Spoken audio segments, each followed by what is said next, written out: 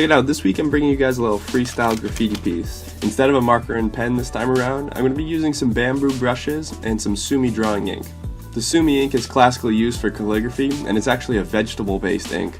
These were actually gifted to me from someone who was traveling in Taiwan maybe about 5 years ago, so I decided to break them off the shelf and give them another go.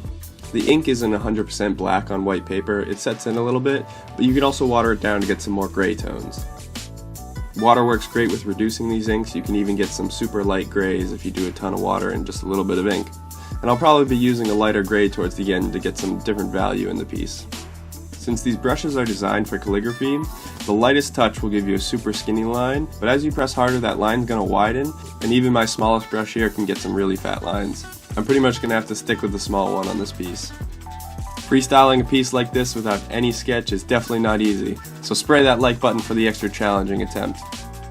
The veins I drew in between each letter would have looked much better if I was able to have a white cut back and actually add them into the letter instead of having them kind of just sit behind them. I needed to fill that negative space in some way, so being that this is a freestyle, had I planned a little bit further, I probably could have adjusted that while I was drawing, but maybe I'll just cut it back digitally later for my own sake. Now I can't exactly say why, but that super dark black outline with these lighter gray hues just pops off the page for me. I love that inconsistent width that this brush produces. You get these very organic flows with the letter because you're able to change that line width so easily. The edges of the lines almost look fibrous when you do get that change in width. I'm definitely remembering why I enjoyed drawing with this ink so much before. Next time around I'll definitely be sure to get a wider roll of paper so I can use those larger brushes as well. Having even some larger differences between my skinniest and my fattest line would be a fun exercise with these brushes. I don't get to paint too often with brushes, but when I do, I like to go for this larger style just because it's a little easier to get that line flowing on the page. By no means am I as precise with the brush as I am with a pen. The larger movement, as if you're going across the wall with a spray can, gives a little bit better flow to the letter curve, and I'm sure that would only be amplified if I went extra huge with a big sheet of paper and a larger brush.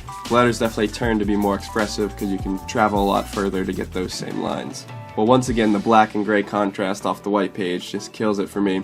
I love how this style finishes out and how kind of relaxing it is just to go in for the freestyle and not really have a strict line you're trying to follow.